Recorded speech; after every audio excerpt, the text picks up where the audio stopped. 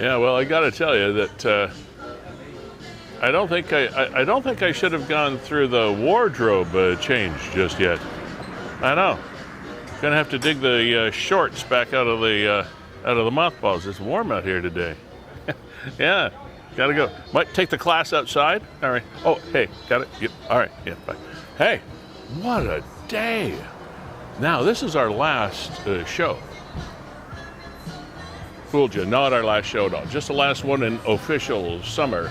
Welcome to Season 6, Episode 18 of Niagara 411 Live with Lee Sterry, brought to you by Grantham Home Hardware. We are supported by Niagara Parks Commission, Sandra's Home Healthcare, ACE Alignment, Verge Insurance, as well as MAC Outpost, powered by WeeStreem, Canada's premier streaming service. And we are at the lovely Fiddler's Poorhouse, 149 St. Paul Street in downtown St. Catharines.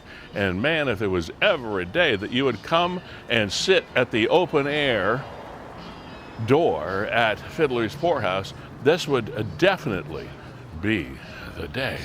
Man, for September the 17th, this is spectacular. But we can't stand out here much longer, although I would love to. We're going to get you ensconced here in the lovely Fiddlers. Come on in and have yourself a pint or an ounce or a soda pop or whatever you want, and a burger or fish and chips or whatever it is, are some of those fine specials you just saw out there. Now, as you are more than well aware, and you don't need me to tell you, this has been a rather interesting couple of weeks since we last chatted here on Niagara 411 Live with Lee Sterry. There has been a lot of controversy. There has been a lot of social media angst.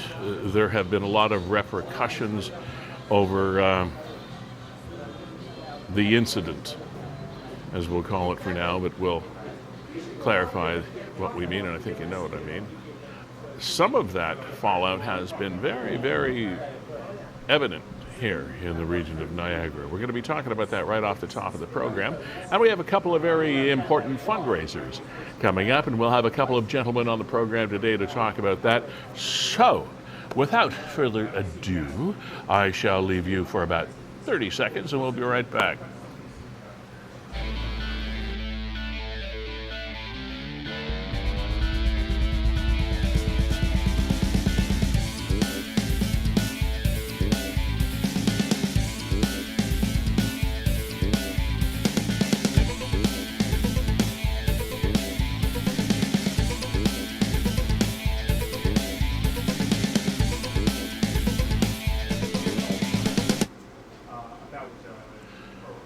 That was our brand new, spectacular, pretty glitzy, fancy opening, eh? That's courtesy of our executive producer, Kevin Jack of WeeStreem. As I mentioned, the power and the brains behind this outfit. There he is over there. Kevin, good job, good job. Again, you know. Yeah, beautiful Wednesday to you, Leo. Performance It would have been nice to do the show out there on the sidewalk. It's a gorgeous day, gorgeous day. It is absolutely a gorgeous day. And we're going to start this program off with a rather, for some, disturbing, for most people, disturbing video. There are others that probably don't find it disturbing, that probably agree with the message. However, it comes from Regional Councillor Haley Bateman, and a city councillor, and just this is one of the pieces of that puzzle of the last week or so since the assassination of right-wing activist Charlie Kirk. So I came home, went on social media, following some friends, and I am so triggered by somebody's post about Charlie Kirk and how much he's going to be missed, and how sorry they are, about what happened, and praying for his friends and family and all this bullshit. And I cannot believe what I'm reading because, this is what he wanted. He wanted this. He worked his 31 years to get to this place. And what a violent way to lose your life. What a violent way for the children of Newtown to lose their life. And he kept it going. He fed off it. He got money from these groups who do these things. And now they're manipulating the story. So I've made a decision that I'm going to continue the path that I was. I'm going to be removing people from my feed, including friends, because if you don't share the same values that I do, then we don't need to be in each other's life, and that's just the truth. That's the truth, and I don't need to waste any energy on asking questions why, because I think everybody that follows me is a grown-up. So, I don't know what to tell you. What a disappointing day for me to see so much empathy for a man who caused so much pain and continues, will posthumously be causing a ton of pain. Okay. This has caused a continuing, rather fervent debate on social media and also in council chambers throughout Niagara, including regional council, and it's just one of the examples of reaction that has been taking place on social media locally, in dinner parties and restaurants, in council chambers, all around the world, as a matter of fact, since the assassination of Charlie Kirk in Utah over the last little while. Whether you agree or don't agree with his positions or his policies is kind of the irrelevant point of it, but reactions like this have caused all sorts of other reactions. And that being said, this is where I want to mention to you right now that this program, Niagara 411 Live with Lee Sterry, is an open forum, ladies and gentlemen.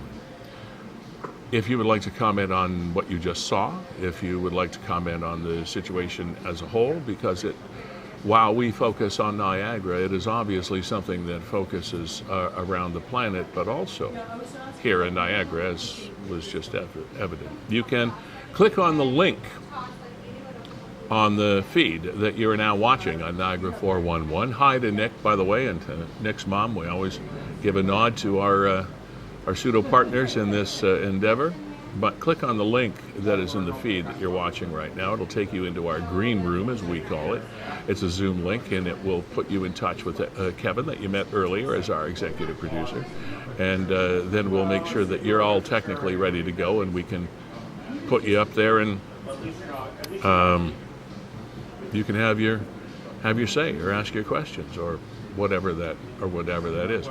The other thing that we would like you to do as well is perhaps while you're watching the feed is refresh the feed and then click on share and then share now, because then we can all have this nice sort of kumbaya relationship with each other here in Niagara.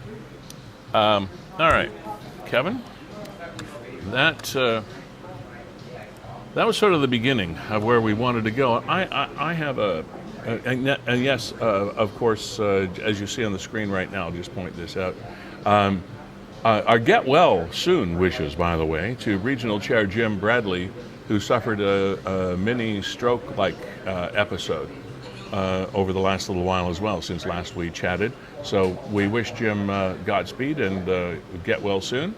But in spite of the personal issues that Jim is dealing with, a statement came out who said, and it said, I would like to take a moment to address the many comments and concerns that I've heard from residents in our community and from regional councillors regarding a recent social media post by Councillor Bateman.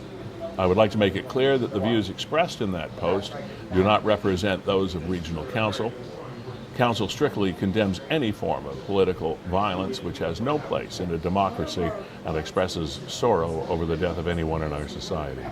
Those serving in public office do so with the knowledge that their words can have a profound effect on our community. In keeping with Council's code of conduct, it is my expectation that all members of Regional Council conduct themselves by showing respect and dignity for all people, regardless of their views or beliefs.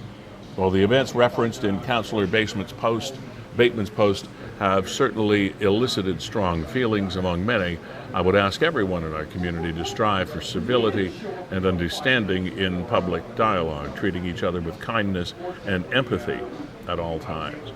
Finally, it is my hope that we as Regional Council can remain focused on the pressing work of the region as it provides the programs and services that our residents and businesses rely on every day. Hear, hear. So thank you, Regional Chair Bradley, for releasing that statement, and it pretty much clarifies the official position of Niagara Regional Council. We're going to get to a couple of other things as well in a minute, and I'll run down our lineup of the day for you. I'm going to mention, this is going to be intensely personal for the moment, if you will forgive me. I put a post up on my own Facebook page, not the Niagara 411 page, not the Niagara 411 Live with Lee Sterry page or any of that. It's my own personal page, and it's something I believe wholeheartedly in. And this is what I said. I'll read it verbatim if you don't mind. Well, even if you do mind. Just as an FYI, I am unfriending Facebook acquaintances whose posts are offensive to me or just plain mean or hateful. I have not enough time left on this mortal coil to deal with the stress that comes with such vitriol. I intend to enjoy the rest of my days in peace. I believe in the overall goodness of the human race, and I no longer have time for those who don't. End of post. Kevin, a number of other things on the horizon, but let's talk about what we have coming up on the program just for a moment. We're going to have a firefighter from the Welland branch. Adam Murphy is going to be joining us, and it's the time that we've all been waiting for. It's the Feel the Heat calendar release for 2025-2026. Adam Murphy is going to be joining us at about 12:40 today, and there are a lot of people probably that would want to have that calendar. So we'll find out how you can get it, what it's used for, how we go about it. Adam's going to be joining us.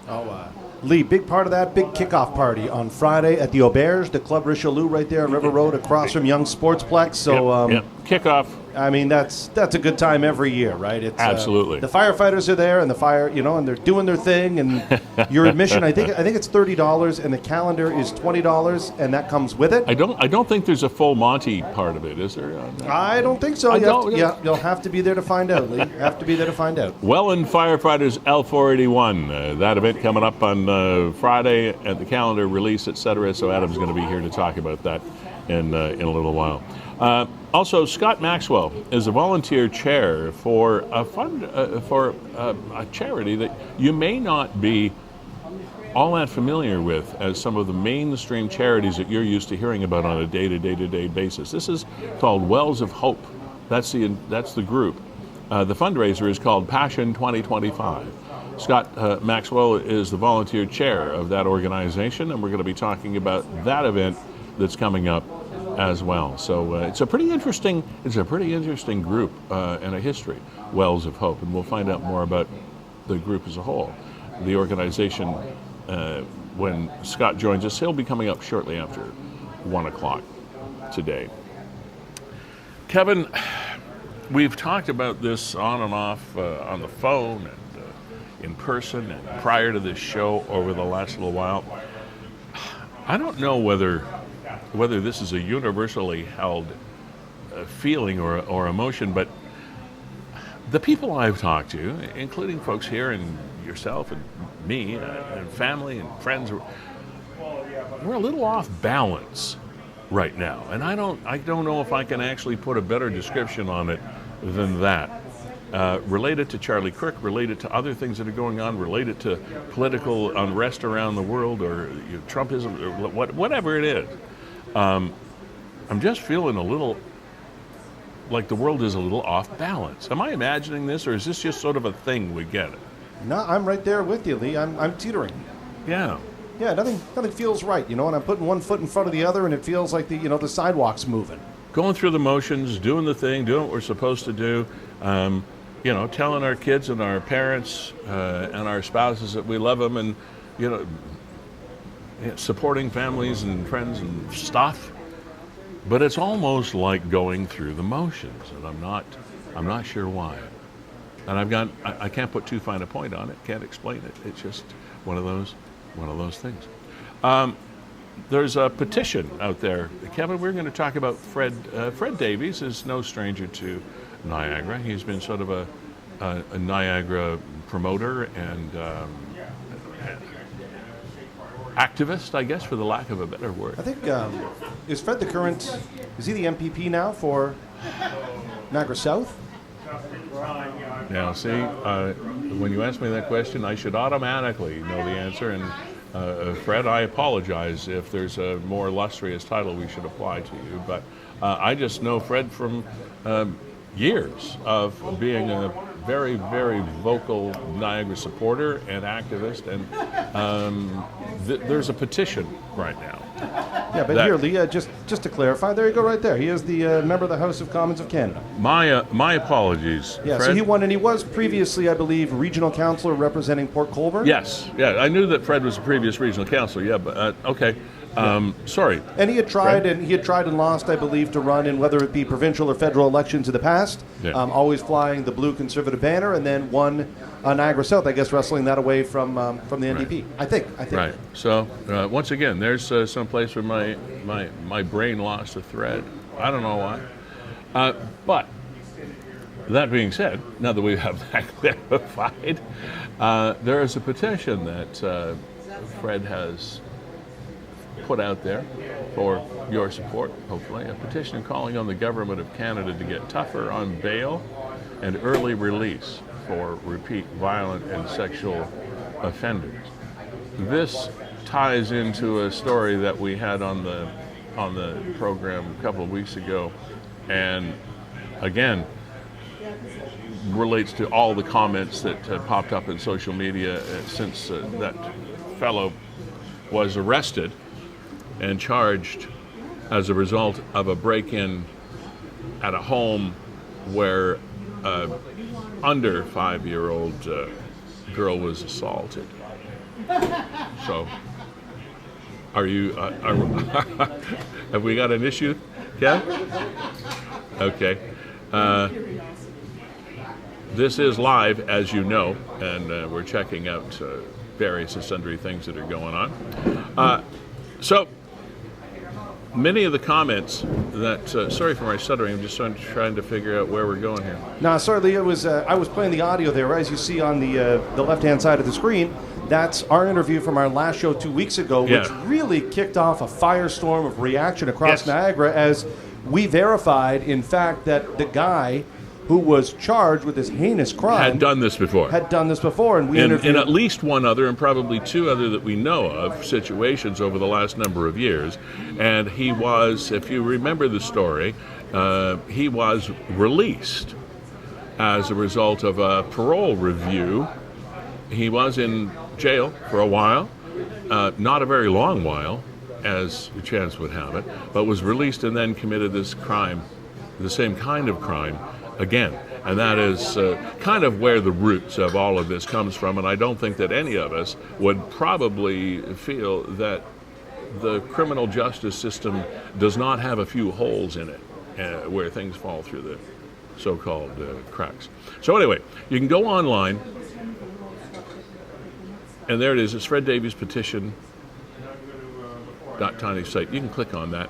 Yeah, you go on it though, Lee, and it's interesting because it looks like, I figured I would be brought to one of these change.orgs or something like that, and it looks like it's a printout with a postage applied envelope. Like, see right there? Right. So it looks like a paper copy as opposed to an online thing. But can you enter on? Can you? Yeah, can you support this position? Yeah, you can print this off. You print it off? Yeah, you print it off and then you would mail it. Oh, okay. But hey, you know what? Well, that's a bit of an extra step. I know, but at least it's ink on paper, right? And that's, I don't know, is that worth anything today? Like, I think it is. Sometimes you get these, we have 5,000 signatures online, and you're like, well, what does that really mean? Well, when it comes from an MP, as Fred is, as we established, government does appreciate, I think, hard copies of things sometimes over what could be construed as you say, sort of ballot stuffing from the electronic world that we live in. So if you're petitioning the government, probably a hard copy mailed in using our archaic postal system, Did I say that out loud? It may have some value in that. So just wanted to. So here, I'll read the crux of it here. There's a lot of whereas and setting it up. Oh, yeah, I'm not going to read that. It says, we, the undersigned citizens and residents of Canada, call upon the Government of Canada to amend the criminal code to make bail and early releases more restrictive for repeat violent offenders of sexual offenses and sexual offenses against children, to protect children and end the revolving door of justice for crimes targeting the most vulnerable Canadians. Right.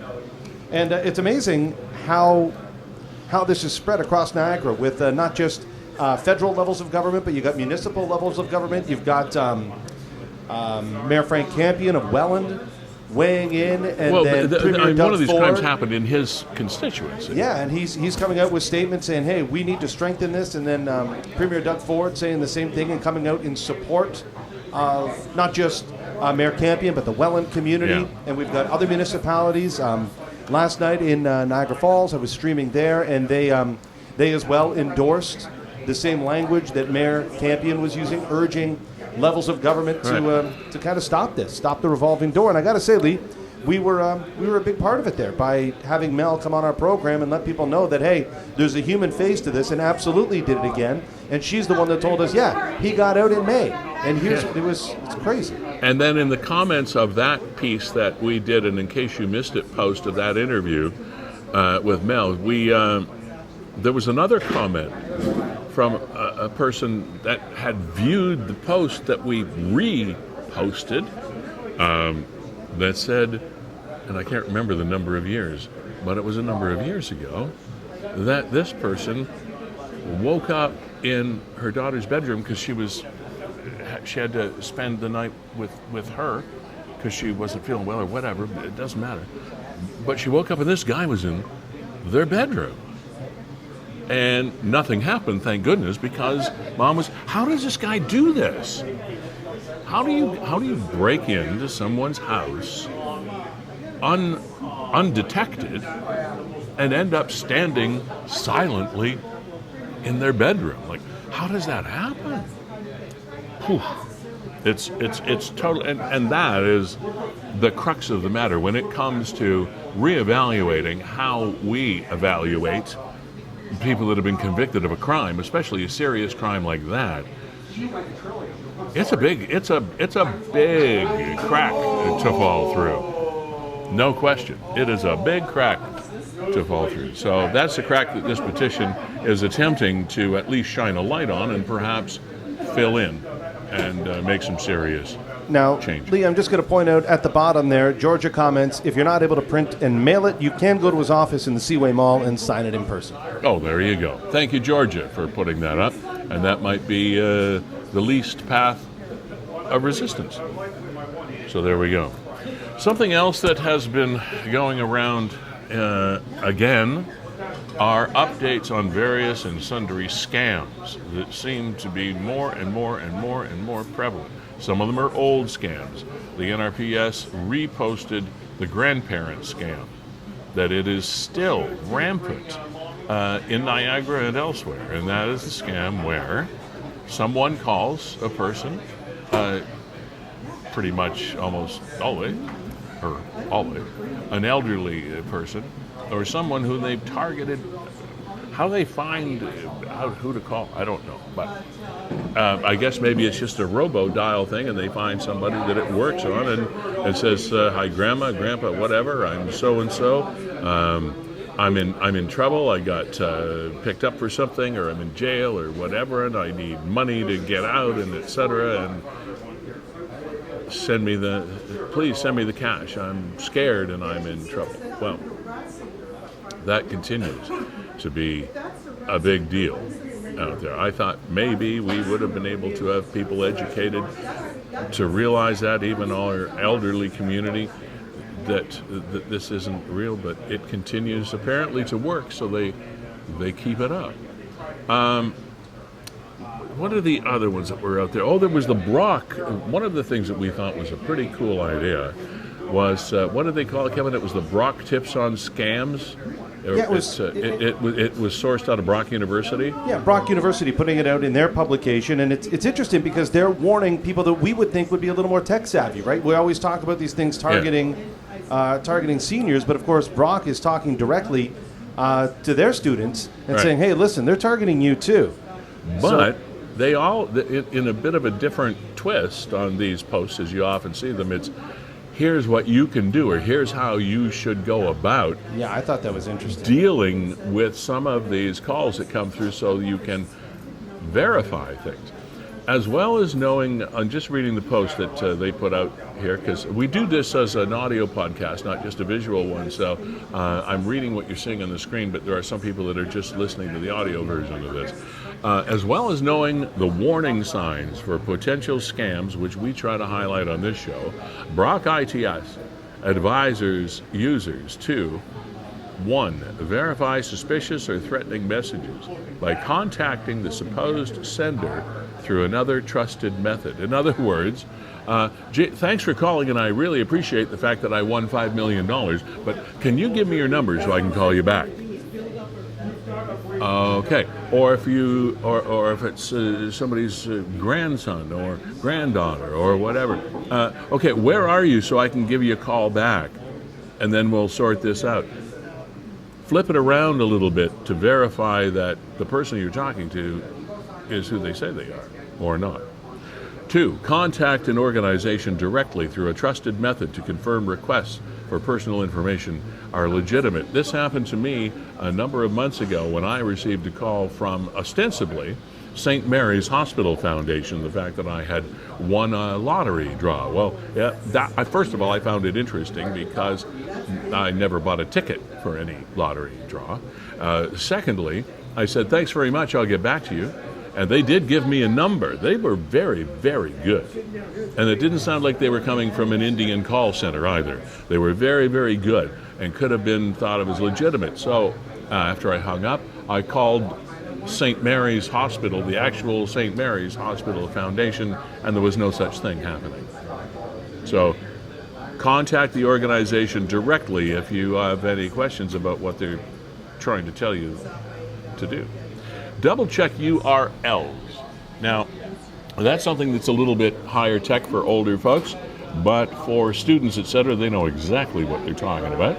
Double check URLs, that meaning the source of the email or information that they're receiving online. Before clicking search results, users should also hover over a sender's email address and URLs in a message to check they're legitimate, right?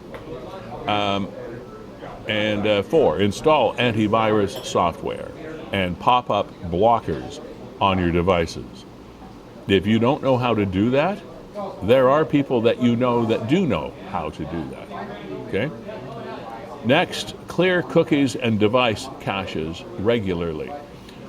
Not to put too fine a point on this, everything you do on your computer or your iPhone, your iPad, whatever device you use, everything you do, every keystroke, everything is a fact of memory. It is logged. It's back there in the background like an archive.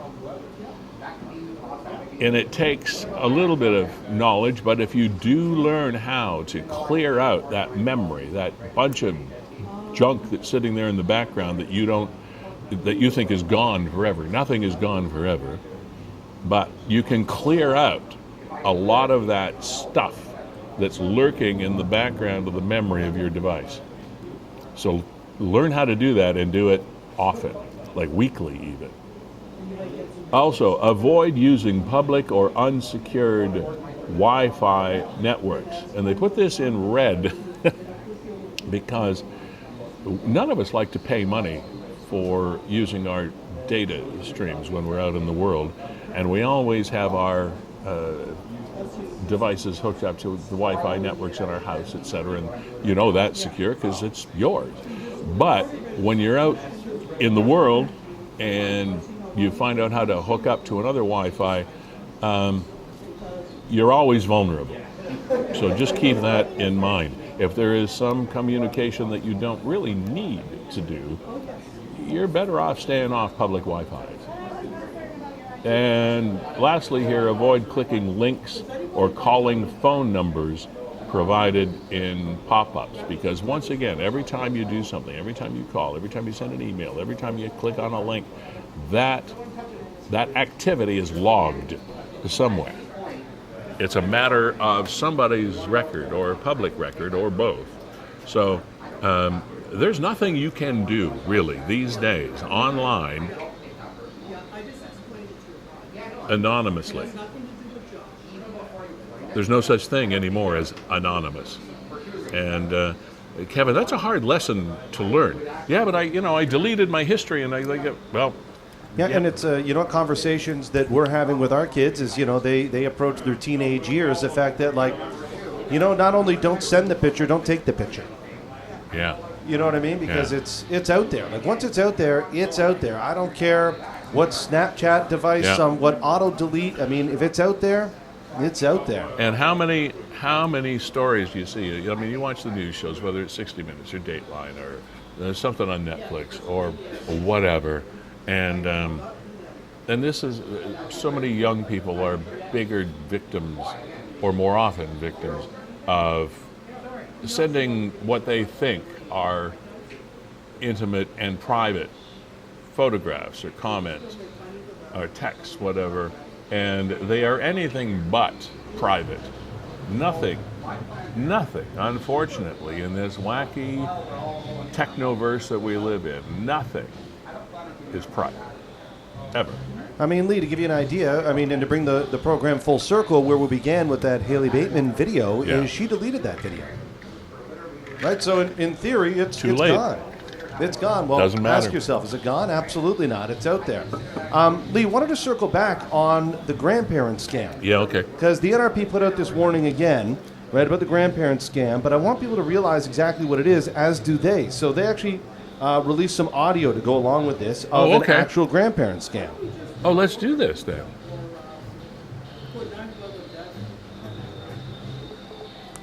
Yes. Yes, I'm so sorry about that. Okay, so I have the arrest report here. Now, it turns out that he wasn't involved in a car accident. Excuse me, he was involved in a car accident. He was not the driver, he was the passenger of the car. Okay? Well, whose car?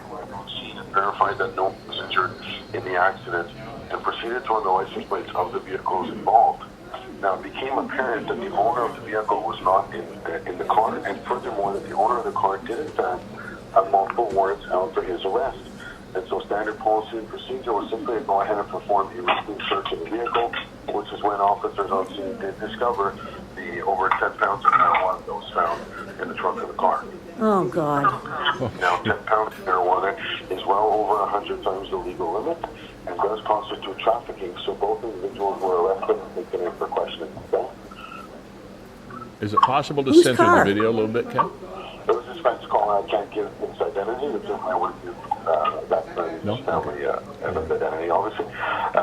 But I can tell you that it was his friend, and they had told officers on scene that they were headed to the drugstore to get some medicine for their cold. That's what I can tell you. However, he does require a bond to be posted in order to secure his release here today. There you go. That's good. Are you willing and able to assist him? What kind of a bond? It's a bail bond. It's refundable. You get it back in a couple of days' time. And how much is that? Give me a moment. I'll open it up. It's $9,550. It is 100% refundable, and you get it back in 48 business hours. Are you willing and able to assist him? 9,000. That's correct. Wow. I'm gonna have to go to 9,000. 100% refundable. You get it back in a couple of days. 9,000. How much? $9,550. I don't know if I got that much in the bank at the moment. That's crazy. Okay, and your name is? Officer Antonio Conte, C-O-N-T-E, Conte. C-O-N-T-E? C-O-N-E? C-O-N-T-E. Wow. Okay. Conte. And Wow. you're just officer, right? Yeah, officer, badge number 7642. Yes. I'll give you my attachment number. Phone number, not my direct line. This is the phone number for the RCMP. Just ask for Constable Antonio Conte and provide them my badge number. Okay, how am I supposed to produce this money? It does have to be put up in cash. It is refundable. You do get the money back in form of a certified check from the Canadian federal government. So it has to be put up in cash, not a check, not a bank transfer. Any wire transfer, credit card payment, bank transfer, check is going to take 48 to 72 hours to clear. So if you want to release it today, it's got to be put up in cash. If you could take a few moments, a few minutes, or just find out if that's feasible for you. Yeah, okay, so then there is a gag order on the case. Do you know what a gag order is? Yeah, you're not supposed to talk about it. That's right. A gag order is a legal order placed by court or judge that limits the liability in case exposure of any unauthorized third parties, as well as any form of public record whatsoever. So if I go to... You can't discuss the case details with anyone, okay? So if Unbelievable. I go to the bank and want to take this kind of money out, and they say, what are you taking it out for? What do I tell them? Just tell them you're doing some renovations in your kitchen and bathroom. Don't tell them anything about the case. That'll get your bail revoked. Then you'll get in more legal trouble. I don't want that, okay? Wow. Okay. Now, that takes this to a whole level that I hadn't been aware of in that detail. I knew that kind of thing happened where a cop says we found stuff and blah, blah, blah. Okay, first of all, that video, Kevin, where was that a what if kind of video that was produced by police service? No, that's legit. That's a recording. That's a real call? That's a real call, as far as I By a understand. scammer. Let's see here. Do-do-do. That is a real call. I'm not sure. I'd have to read through here. I believe it was. Whoa. Because that woman asked all the right questions. She asked questions of what, because you know if you go into a bank, then you withdraw a sum of money that large, they're going to ask you what it's for. She asked that question. She asked the question of how this is supposed to happen, and the big alert right there has to be in cash. Can't be a check, can't be any other non-cash procedure. Wow. I thought it was hilarious just how specific the fake officer was on spelling his fake name correctly. He was good. And that was very similar to the call that I got from the so-called captain of the St. Mary's Hospital Foundation with his badge number and his rank and the whole thing. But, man, that sounded legitimate. These guys, these people, are very good at what they do. Yeah, that's scary stuff. Wow. And you can see, right? It's all just tell them you're doing renovations. Don't talk to anybody about it. Oh yeah, the gag order thing. That's a brilliant move. Thank godly, I know somebody. I know somebody close to me that was actually intervened by just the cashier at Shoppers Drug Mart. I remember we talked about this a couple were, of years ago. They were involved in a scam, and the cashier's like, "Why are you buying this many or this amount of Apple gift cards?" Right. And he said, "Oh, blah blah blah. Are you on the phone with them now?" "Yes." "You're being scammed, sir. You're being scammed." So thank you so much to those people who do look out, and you know that the bank tellers and the bank employees, they all have background. They're well versed in all these scams. That's why they say, don't tell them.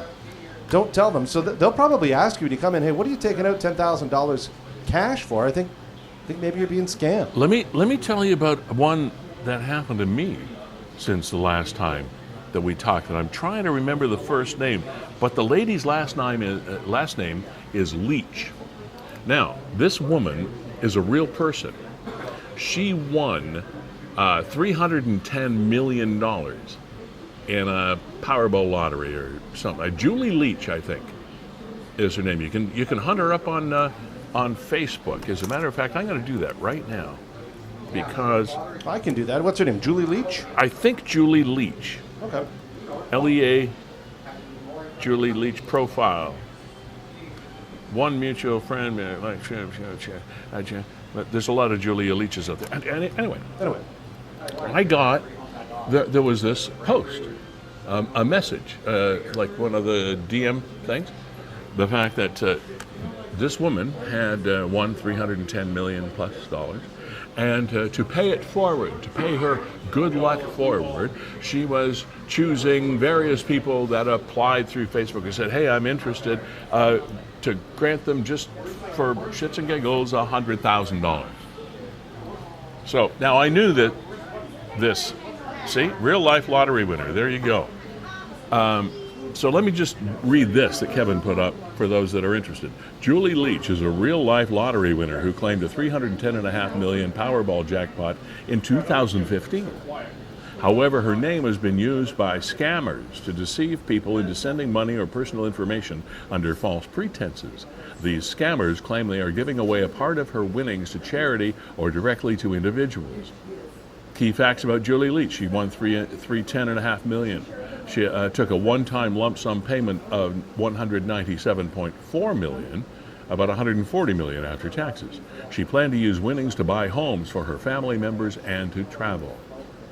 But this profile has been used by scammers.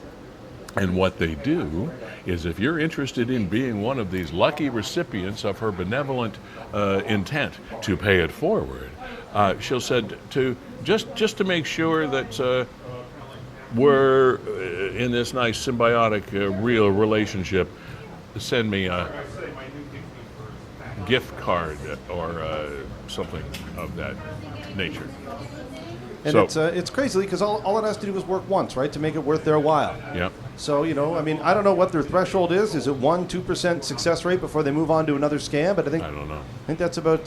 But send them a $50 a gift card to Staples or whatever the hell it is, and we'll send you 200. Oh, and that's the other thing. When I'll get to to Adam in a second here. The other thing is when I followed up, because I tried to push the envelope to see what they would do, it all of a sudden went from $100,000 to now $200,000. I was going to get. So lucky you, Lee. Yeah, lucky me. Yeah, it'll be in the mail sometime real soon. Okay, Adam Murphy is Welland Firefighter, and he's here to talk to us today about Welland Firefighter's L481 Feel the Heat calendar release and the event schedule. Adam, how are you today? Have you got us loud and clear? I do, yeah. I can hear you, no problem. Awesome. Thanks for being here today. How's life treating you in the old Welland Firefighter world these days? Pardon me, sorry? How's the world treating you? Everything okay? Yeah, everything's going really well as far as the union and our involvement and everything with Welland Fire, for sure. Everything's on the up and up. That's excellent. And before we continue, thank you, guys and ladies, for all the things you do to protect us. You do a lot out there, and we appreciate it. So, as part of the Feel the Heat calendar release, etc., you got a big event coming up. Tell us about it. We do, yeah. So we have our charity calendar event that's coming up this Friday at Club Richelieu at 6 o'clock, and all the money being raised at our charity calendar event is going to stay basically locally right in Niagara. The two charities that we're donating to this year are Hospice and the Niagara Children's Center. So last calendar event, we basically raised $16,000 and donated half to Pathstones and half to Hospice. So this year we're hoping we can get north of 20,000, and hopefully we can generate enough that we can donate each charity 10,000 plus. That's excellent. Now, what happens at this event on Friday? So basically we have a firefighter fashion show, and we're going to have a bunch of members of our association that are going to get up on stage and basically strut their stuff. We have various categories. We have a live DJ. We have a live band coming after. We obviously have food and beverages. People are able to purchase calendars, get them signed, have picture opportunities with some of the people in the calendar. And it's just, it'll just be generally a great night, and hopefully we raise lots of money for charity. What is the price point of your calendar this year, Adam? Yes, so the calendars go for $20 each. They can be purchased at the event, or You can go to our Instagram page, which is field.theheat5, and there's a link in our bio where you can order calendars and tickets through that way, and then tickets at the event can also be purchased that way, or they can be purchased at the door, and the tickets for the event are $10. What is it about firefighters that creates that mystique around what you guys and ladies do? What is it? How do you describe the reaction that you get from folks? Because it's a very like kids grow up, they want to be cops or firemen. You know, I mean, what's the deal? I don't know. That's a good question. I feel that firefighters are obviously respected in our community. We try and give back as much as we can. We obviously train and go into emergency situations where people are at their worst time sometimes, and they're looking upon us to try and make the situation better the best that we can. And I just think we try and do everything for everybody as much as we can. A lot of us are selfless in what we do, and we just try and do the best that we can for our community. Where did this whole calendar initiative start? I know it's nothing that's exclusive to Welland. It's sort of almost a universal fundraising initiative that fire departments basically all across North America and beyond use to support local causes, et cetera, which is wonderful. How long have you guys been doing this? So the last one we did was in 2024, which I spoke about, and we raised about $16,000 for that. We decided to alternate between basically a calendar and a golf tournament, just because a calendar takes quite a bit of time to organize such a an event of this magnitude. So we did an annual golf tournament last year in memory of our fallen brother, Captain Craig Bowman. I remember. We raised $10,000 last year in our golf tournament. So the last 2 years, we basically raised $26,000 for local charities.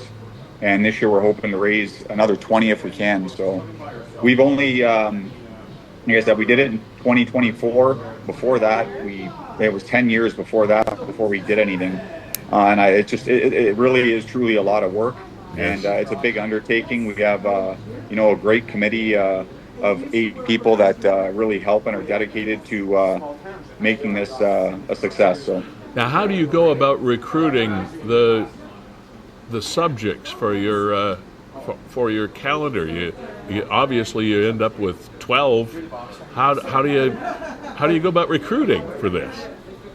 Yeah, so this year we actually, because of all the new hiring that we've done in the last couple of years, our department's grown substantially, and it made it a little easier this year round because we have a lot more people that we can ask to be in the show, to be in the calendar. So this year we're actually doing a 14-month calendar, but yeah, it really just comes down to people wanting to be involved and do something. And, at the end of the day, we have a great product that we can be proud of, that's going for a good cause.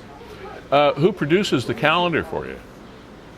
So we use Bain Printing, so Stan Bain in Niagara Falls. Stan and I go way back, like 20 years. I'm part of a organization in the Falls called the Falls View Hose Brigade, and it's similar to a Legion, and they rent a hall out and they do local charity work as well. I met Stan through there, and just through then I've always kind of kept in contact with him, and he does a lot of printing locally for businesses and people all over Niagara. So I just always had a good relationship with him, and he always helps us out as best he can with costs for the calendar and artwork and whatnot. And yeah, he's just great to deal with. That's awesome. Kevin, you wanted to weigh in here? Well, just ask Murph as well. I mean, 16 months, and it's not just guys, right? You got some females in the calendar this year. We do, yep. So we have a new female that got hired, so she's in the calendar. So this year we have 2 females and 12 males. All right. So once again, it's Club Richelieu, 6 o'clock. Doors open Friday. You got a calendar signing. A fashion show, live band, tickets, you can buy them at the door, you said? Correct. Awesome. Well, listen, Adam, thanks for being here. Good luck. Once again, thank you and all of your comrades in arms there that help protect us when you can. We really appreciate it, and I hope you get over and above your 20K this year. Well done. Thanks a lot. I appreciate your time. Thanks for having me. Take care, man. Yeah, you too. Take care. Yeah. Kevin, that is, it's always been one of those things, I guess, maybe, chalk it up to men in uniform. that kind of ambiance about them, be it a swagger, be it a confidence, be it training, be it just being in great physical shape. I don't know what it is, but it's a thing, and it's a good thing that they put their assets to good use for the community and raise funds for charity. A lot of these firefighters absolutely maintain incredible physical health so that they can serve the community. They're literally that dedicated to their jobs and their lifestyle that their lifestyle becomes their job, and they want to make sure that they're in peak physical condition. So should anything happen, they put themselves in the best position to help all of us in the community, and I truly mean that. I see that on a weekly basis. I've known Adam there for, probably 15, 20 years myself. Okay. And, but that's the thing is on the calendar you see these folks without lugging around that gear. When they've got, I can't imagine what it's like. There was I can't even remember what date it was or what building it was or whatever, but there was some building here in Niagara, and of course when there's a fire in a building that has elevators, the elevators don't work. They don't want them to work. They don't want you to be using the elevators, and they don't want their firefighters. So you got guys in packs and tanks and stuff running up flights of stairs to save lives and fight fires. I think, oh my God, you better be in good shape. Yeah, Lee, just to bring that around, last weekend, the Fire Fit competition took over the Seymour Hannah, the floor pad in St. Catharines. Right. Took over the whole parking lot, and Adam was there, and you could see him there. He is right in the middle. And this is the team of firefighters from Welland that participated. There's Josh Gervais at the end. I know some of these guys, and Josh is in the calendar. I mean, God, oh God, you can't find an ounce of body fat on that guy. That's for These sure. guys are just absolutely ripped. Lee, while the show's been going on, there's been some stuff. There's some developing stuff happening on 411. Okay. I'm not exactly sure, but I think it's worth a look just to see what's going on right now. Can we touch base on our sponsors before we Oh, absolutely. That's a better idea, Lee. do that? Because we got caught up in what we were chatting about, and I want to make sure that we continue to flog how much we appreciate the businesses and the community that supports this program, Niagara 411 Live with Lee Sterry, that we do every 2 weeks. Grantham Home Hardware, Canadian-made, homegrown quality from coast to coast. Locally owned, genuinely Canadian, and the two guys, Jake and Rob, that are the principals of Grantham Home Hardware, that bring you this program every couple of weeks. Thank you so much for being here. Heading into an interesting season now as we transfer from spring to fall, all the different and various and sundry things that you might want help with around the yard or around your home.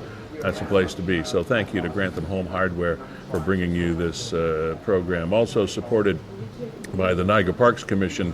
You can tee off still. You got at least a month and a half left to still tee off at one of their great courses, Whirlpool, or the two courses at Legends in Chippewa. And I played tourist this past week a little bit, and for the first time in many years, I used to play around there when I was a kid, but for the first time in many years, my wife and I drove and took a tour through Old Fort Erie. How long has it been since you've been down the Parkway there and had gone through that fort? And the tour is great. The people are fabulous. They have, since I was there, they built this pretty decent welcome center and museum there. So just a hint, you might want to stop by there. Anyway, thank you to Niagara Parks Commission for stopping by. Sandra's Home Health Care, from hospital hustle to home comfort.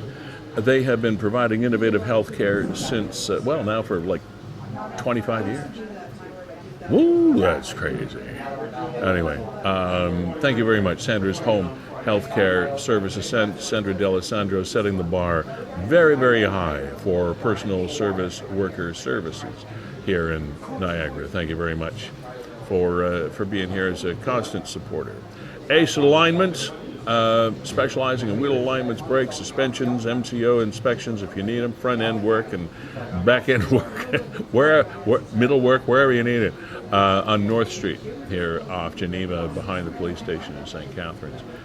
Thank you so much, folks, for sticking with us. Janice Pretty, the owner, and then the two guys you want to talk to with any problems or concerns or requests you might have for your vehicle are Darren and Matt. Verge Insurance Brokers, around since 1953, located over here on Ontario Street in downtown St. Catharines. Mark Shirk and his gang, home, life, auto, whatever kind of business, whatever kind of insurance coverages you need, they'll find the proper company for you. They are the brokers to go to discuss what your insurance needs might be. Mac Outpost, Sean, the owner, Derek, the head tech, can't say enough about Mac Outpost. Everything Apple, everything Mac in your Technoverse. That's the place to be. They've been around since 1998, and they're on Lake Street in the plaza where the Dollar Tree is, where Tim Hortons is, across from Don's Lighting, north end of St. Catharines on Lake. Mac Outpost for everything Apple, for sure. And just a tip of the chapeau to Beau Chapeau. Fabulous place on Queen Street. Thousands and thousands of hats and service there. So to Kevin Neufeld and his gang, thanks always for being there when we need them. And thank you all for sponsoring us. Kevin, we'll talk about WeeStreem. What do you got coming up? What do we got coming up? I'm heading up to Sarnia this weekend, Friday, Saturday. The ornithologists, otherwise known as the bird watchers or the birders, we're going to be streaming a conference. So I will come back well-versed in all of the yellow-tailed warblers that fly across Ontario. But that's what I'm doing. Will you be a bird brain when you get back?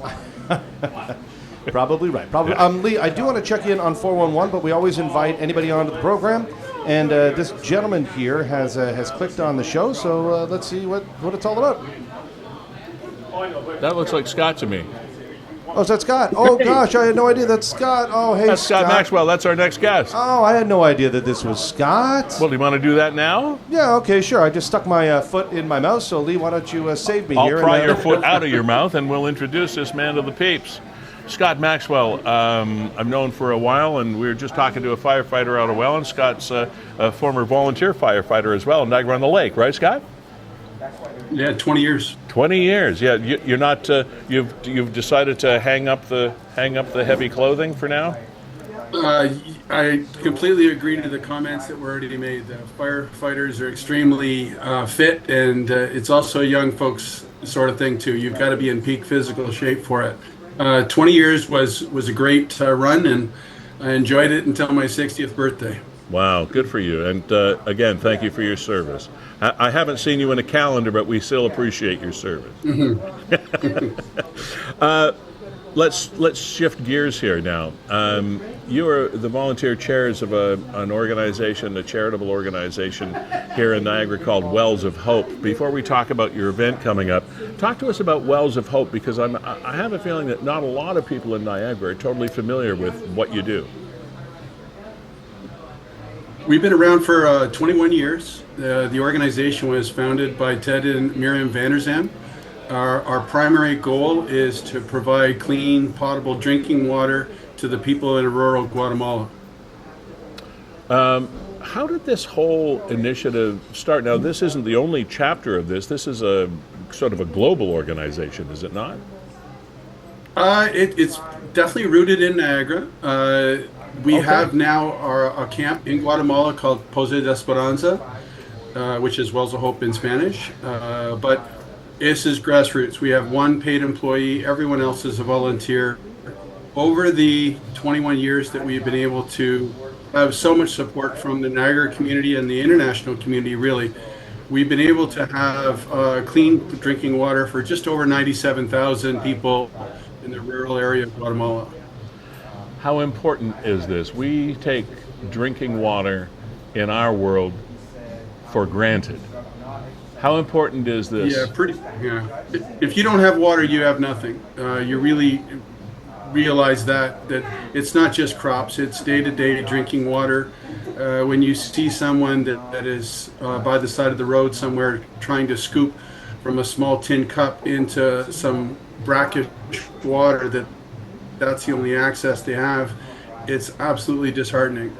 The child poverty and the poverty that exists in the area, a lot of it is rooted towards the lack of clean drinking water. Where we operate is in the rural Santa Maria Mountains, so this is the poorest of the poor that have been driven into the mountains because of the arable land that they were on, they were chased off of. And so this is literally the poor, the poorest of the poor. So these funds, and judging by the name of the charity, you or the people that you fund actually go to these areas and dig wells? Mm-hmm. How does that work? Ted was literally crazy story. Ted started digging wells by hand in Africa when he was younger, man, and it evolved into a request from a beautiful woman in Guatemala that was doing what she could for the poor in the Santa Maria Mountains. And on the strength of that, a team went down to check out the situation. It was a stable government at the time, and so we put down roots. We eventually have a 13-hectare camp in Guatemala. We've gone from wire rigs to old rotary used rigs to an amazing rotary rig that's used in oil drilling from a company in Alberta called Foremost. Mm-hmm. And it was necessary for us to get to that progression because the wells that we dig are very, very deep. They average between 800 and 900 feet deep. To give you an idea, in Niagara, you can get water typically from about 60 to 80 feet. Wow. So that takes some pretty special technology and expertise to go down that deep.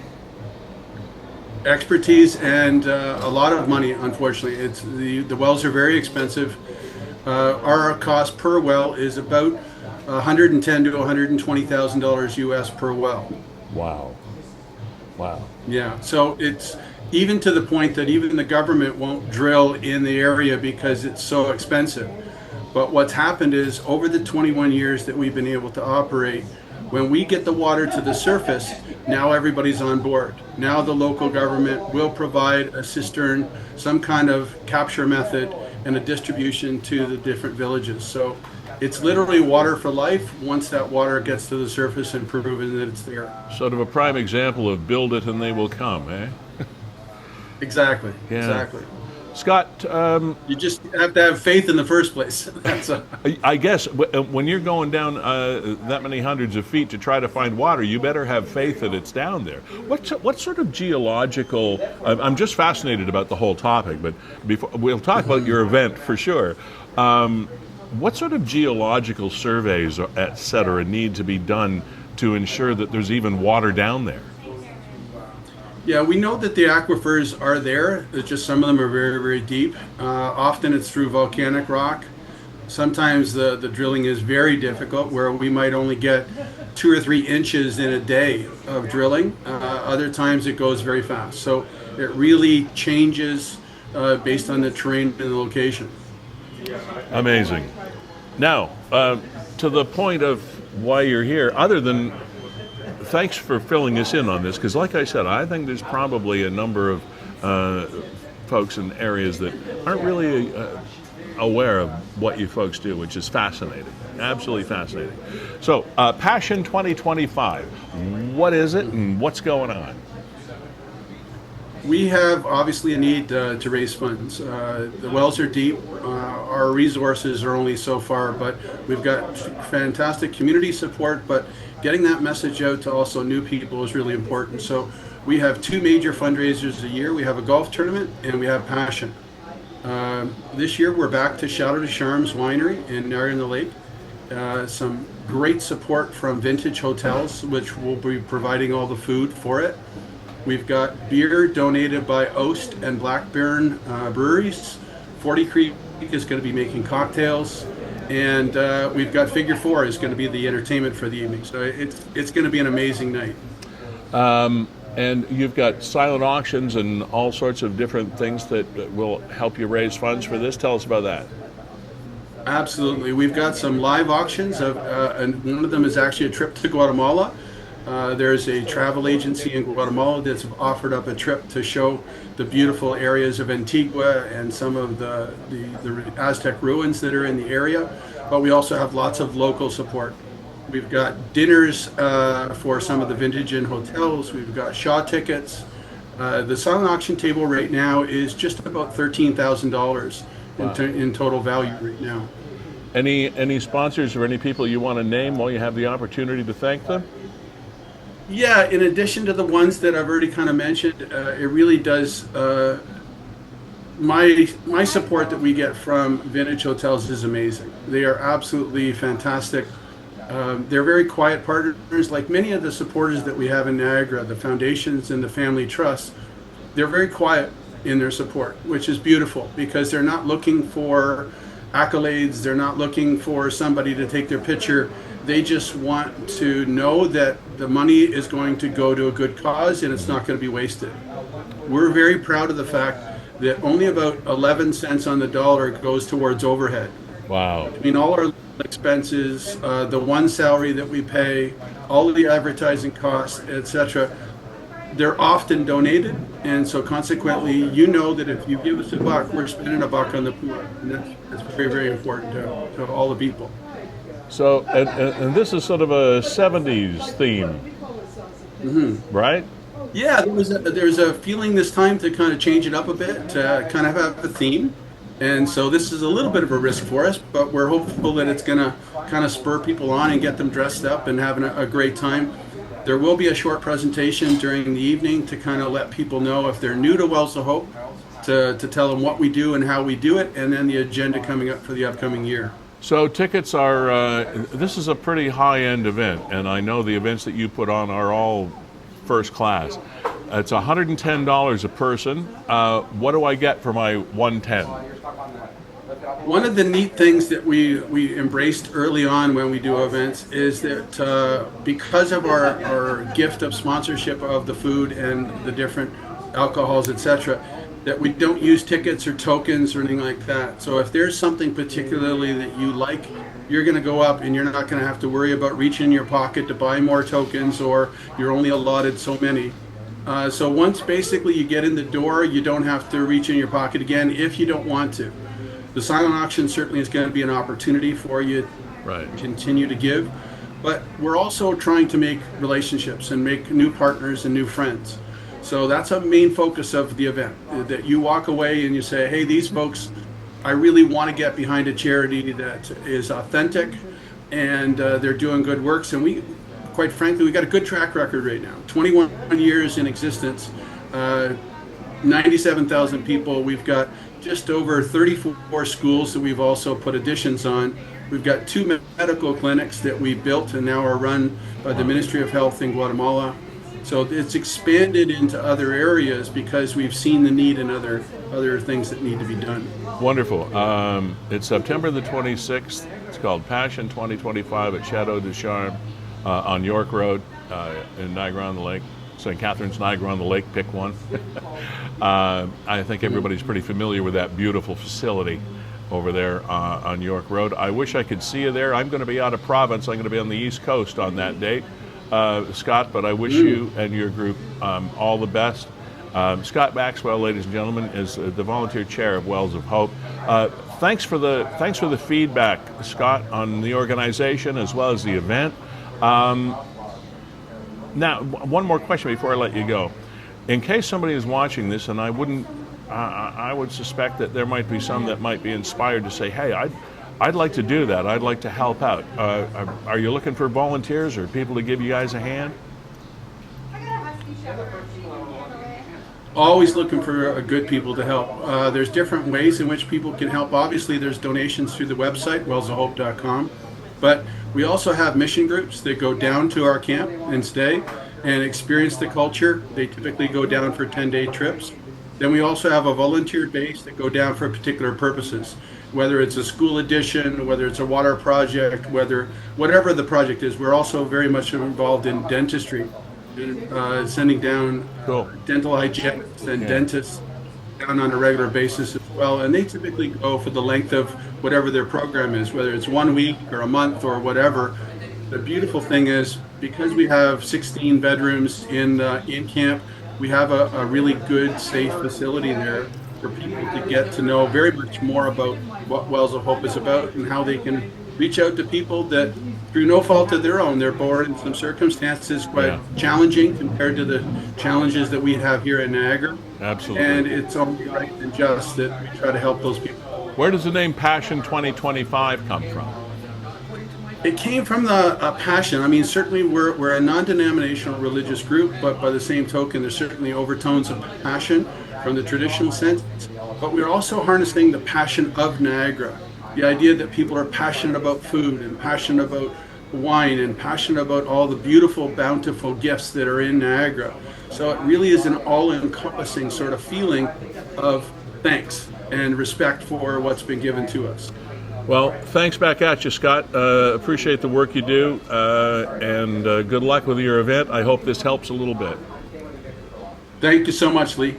Take care. Have a great day. Bye. The things that happen on a daily basis, Kevin, that sometimes we are totally unaware of what's going on, rooted right here in this wonderful place called the Niagara region.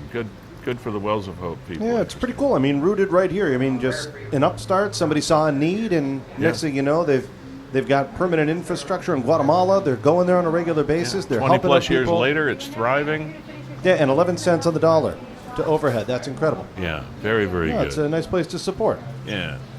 Lee, did want to check in on stuff that's going on Niagara 411, although it doesn't seem to be much. Yeah, you highlighted this a little bit earlier, and we just there were a couple of got development. So this one here. What's happening here? Large police and EMS presence in the area of Port Robinson Road and Rice Road. That's an area you're pretty familiar with, right, Kevin? Yeah, very much so. I mean, it's real busy now with all the build-up and the new homes. It's right by the, Port Robinson and Rice is pretty much, it's right by the Rice Road, the greenhouse. Yeah. Right. Yeah. Okay. Yeah, and they have all their soils and stuff like that, the triple mix and the stones and all that stuff, just south of the Meridian Community Center, the new arena down there. Right. Okay. But the fact that Nick has shut off comments leads me to there you go. More info will be provided as police release it. So leads me to believe that there's something of significance taking place in that area. Yeah. Okay. Now, and this one not so much, but I'm always nervous whenever I see car v motorcycle. Right? Boy, we have had a lot of that this year. The guy's leg was mangled. That's not good. And again, as I mentioned a couple of weeks ago when this topic popped up, I'm not sure whether it's because there are more motorcycle accidents or incidents, or whether we're just reporting them better or more often. I don't know, but we have had quite a number. And it's never good, be it the cyclist's fault or an automobile's fault or just the situation. The bikers never win that one. You just can't win that one. I've known people that have actually stopped riding, Kevin, because they're too vulnerable to the conditions, to the other drivers / riders / highway / traffic. And if you've traveled in and out of Niagara or down the Queen Elizabeth Highway or some of the major thoroughfares over the course of this summer, over the course of the last year or two or three, the increased level of traffic congestion on our highways is very, very significant. I mean, you can say, oh, the traffic's been crappy today. Well, the traffic is crappy every day. Between here, it used to be, I remember back in the old days, as they say. It used to be you could travel across the top of Toronto at 2 o'clock in the afternoon and come down here into Niagara and just sail right on through. And if you were, by any chance, in heavy traffic, depending on the time, up in the smoke, and by the time you got to Burlington or past Oakville, by the time you took that cutoff to get to the Hamilton portion of the Queen, you were golden. And now, that part of our commute between the Burlington area and Niagara every single day is jam-packed with people. And part of it, I suppose, is as a result of being victims of our own success here in Niagara. Niagara Falls, since the casino generation, has become very, very popular. The attractions in Niagara have become very, very popular. The winery industry has attracted so many visitors every single day, every single week, year-round here in Niagara on the Lake and St. Catharines and Vineland, the North Bench. It's nuts what kind of a draw has happened, and Niagara has become, for so many reasons, be it wineries, be it boating, be it just relaxation, be it casinos, be it whatever attraction, has become a destination getaway for so many other communities in Ontario and beyond that it's almost like we can't handle it on our thoroughfares, Kevin, and it's getting more and more and more important to be very careful when you're traveling around this area. No, you're not wrong. It's the pain that we've all felt, Lee, and it's just been slowly and steadily increasing over the last 5, 10, 15, 20 years. It's like, when you haven't seen somebody in a considerable amount of time, and they're like, wow, you've really lost weight, or whatever, you're taller now with our kids, right? Where on the day-to-day, you don't notice it, but all of a sudden you step out for 6 months or 6 years and go, wow, a lot's changed. God, yeah. And I don't know, I have to throw this out there. I'm not so sure exactly what brain trust put together the plan to, for a number of weekends in the dead of summer, have construction on the Burlington Skyway and close down 2 lanes of traffic from every Friday night to Monday morning, like 7, 8, 9 weeks in a row. It's insane. I have no idea, as I said, the brain trust that put this plan together, but what were you thinking? I've been in traffic, Kevin, lined up back to Oakville, Trafalgar Road and Walker's Line and places beyond that, all the way through until you get to the Skyway, and it's inched along. People have had to take the 403 around the north of Hamilton, come down number 8, which is Main Street in Hamilton, or beyond. And then, of course, they tell you the Eastdale route is open across the lower bridge at the Burlington Bay. Well, that's no trip to Hollywood, I'll tell you. Who makes up these plans? All right, that's a rhetorical question because nobody really knows. Lee, I want to get to this porch pirate story. Oh, okay, yes, the porch pirate. This stuff's happening in Niagara. And Make me stop my rant. From Rebecca, and there's some stills and there's also a video, and they kind of work in concert with each other. Okay. So I'll let you read her post. Yeah, so watch out. Just after 5:30 this afternoon, this man decides to help himself to our personal items on our porch. Lily and I were making dinner inside the house at this time. Spring blossom area in Niagara Falls. Okay, so those are the stills right there. And we've got a video. The video on the left, Lee, is actually him. I don't want to say, use the phrase casing the joint. Okay. But, obviously the poster here, Rebecca, looked back into her camera and says, hold on a second here. This guy walked back and forth in front of our house a number of times. You see him coming back here. He's in the top. Yep. Okay, what is he doing there? He's just walking around. Now, I don't know why he helped himself to, a pack of smokes on the front porch. Yeah, like what? I mean, it seems to me that's what he took, right? Took a pack of smokes and a lighter.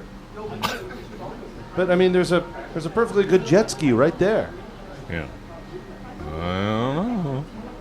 But it is kind of weird when, like she says, the post says, I was inside with Lily at the time. We were making dinner, and this guy's... He's just sort of browsing somebody's porch. Yeah, just shopping. Just browsing along, casually, hands in pockets, just having a look to see what's on the shelf today. See what's there. And there was the other one, Lee, that I really liked about the... and this can happen to anybody. Canada Post delivered to the wrong address.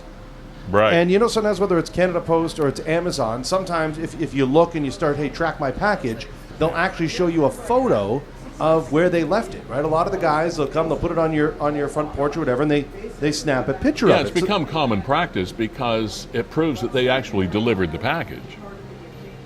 So there you go. This guy looks and says, okay, there's my package, but that's not my chair and that's not my porch. So somehow, it doesn't happen too often, my good friend without Facebook has had a package delivered from Canada Post to the wrong address. He's had several hours of emails and phone calls to get zero help. Hopefully, someone in the St. Catharines area, possibly Carlton Street, can claim this porch and chair and help us get the package back to him. So this fellow knew that this package had been delivered, but it had been delivered to the wrong house, but he didn't know which one. So they appealed to whoever might be looking as to relocating this package. So here we go. The package was found. Thanks, Patrick, for letting everybody know. Yeah, so there you go. I would have to say that that's the power of Niagara 411 right there. You put it out, and the package was found. So somebody I don't think they said, what happened here? That's fantastic. Yeah. You should edit your post. He says, right, it's not my post. But the good thing was, it was found. So somebody saw that post and either said, I was wondering where this went, or I know that porch is across the road, or whatever the story was. I don't know, but I can imagine us all being there, right? Like, I've seen those photos. One time they delivered it to the back of my house. I'm like, what? Why'd you? But there's the photo, because I couldn't find... I didn't think to look around behind the house, so I looked at the photo and said, "Oh, that's my backyard." So I went around, and that's where the package was. With all due respect and with all due consideration of everybody that finally helped this package find its rightful owner, if you were the owner of the chair and the porch in the picture, there is an address on the parcel. Wouldn't you kind of maybe? Yeah. In my world, I would pick up the package and I would go to that address and deliver it myself. But maybe the person didn't have the wherewithal to do that, and maybe we relocated the package in such a timely fashion that that was not required. But I think that's pretty cool that happens. One of the things, I don't know whether you have or someone you know has personally experienced this. We were talking about scams before, this kind of incident, but something that we see quite a bit on Facebook, Niagara 411 plus other posts through the Facebook platform and others as well, is this situation where people approach someone, be it on the street or be it in their car even. One knocked on somebody's window and steal their jewelry from their person, be it a bracelet or a necklace or something like that, or they give them costume jewelry and take the good stuff from their body. And I have to be a little bit suspect about some of the stories because they don't seem plausible to me. My mother, God bless her, was on this planet for 101 years. And I don't care how many times someone would have approached her to relieve her of her jewelry, that would have never happened at whatever age. I don't understand how these people do it. I'd really like to see one of these situations filmed and in action so I could get a better sense of how these people do what they do and who the victims are, because frankly, I don't get it. But Kevin just put up on the screen, earlier this week, my grandfather was robbed in the Portage Road Shoppers Drug Mart Plaza in Niagara Falls. A shorter woman, brown skin color, ethnicity not fully known, approached my grandfather, who's 82, in his truck.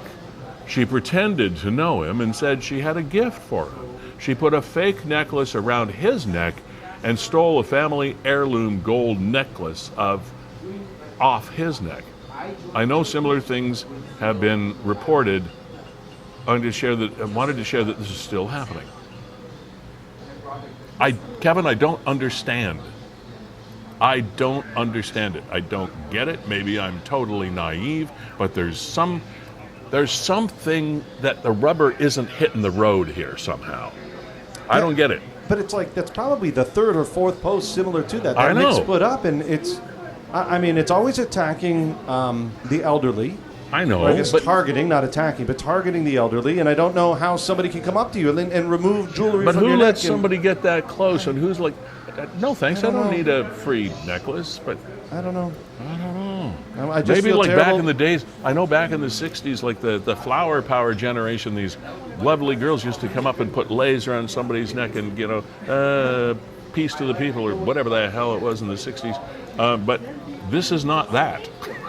This is just, I don't know. Yeah, unfortunately, with all these, right, what do we always go back to? If it didn't work, they wouldn't do it. I guess. That's the most unfortunate part. I guess. This has been episode 18 of season 6 of Niagara 411 Live with Sterry, brought to you by Grantham Home Hardware, supported by Niagara Parks Commission, Sandra's Home Healthcare, Ace Alignment, Verge Insurance Group, Mac Outpost, powered by WeeStream, Canada's premier streaming service, and our executive producer, Kevin Jack. Thank you, as always, for the great work you do. Thank you to Fiddler's Poorhouse for allowing us to get in your way and under your feet every couple of weeks or so. We are going to hear from Road Waves to play us off the stage. Today, they're going to be doing a little ditty called Small World. And indeed it is. Hopefully your world is peaceful to go along with its size. You have a great day and a fabulous weekend. We'll see you in a couple of weeks.